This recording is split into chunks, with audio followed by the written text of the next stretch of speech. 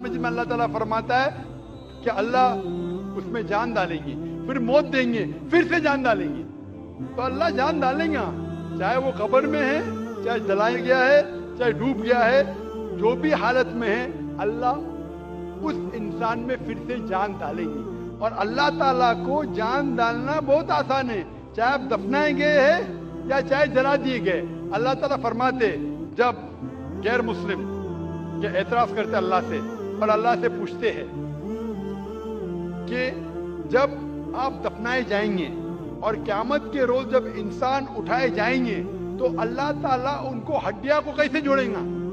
जैसे आप पूछ रहे ना, अल्लाह ताला जो कब्र में उनको उठाएंगे, हम कब्र तो नहीं गए, तो लोग पूछते हैं, कुरान मजीद में इसका जिक्र है, सूरह क़याम में सूरह नंबर 75 आयत नंबर 3-4 में, कि अल्लाह ताला हड्डियां को कैसे जोड़ेगा।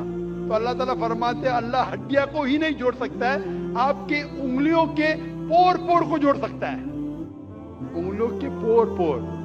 आप सोचते हो कि अल्लाह ताला क्यों कहता है क्या उंगलियों के पोर पोर को जोड़ सकता है। आज की साइंस ये कहती है, सर फ्रांसिस गोल्टिन एक साइंटिस्ट है जो सन 1880 में एक डिस्कवरी किए कि फिंगर प्रिंटिंग मेथड के दो इंसान करोड़ों लोगों में भी उनके फिंगरप्रिंट यकसा नहीं हो सकते। तो अल्लाह ताला फरमाते, हड्डियों को तो छोड़ो, मैं आपके उंगलियों के पोर पोर को इकट्ठा कर सकता हूँ और हू बहू वैसे पैदा कर सकता हूँ। तो अल्लाह के लिए फिर से जान डालना बहुत आसान है, चाहे वो इंसान दफनाया गया है या जलाया दिया गया है या डूब के मरा है।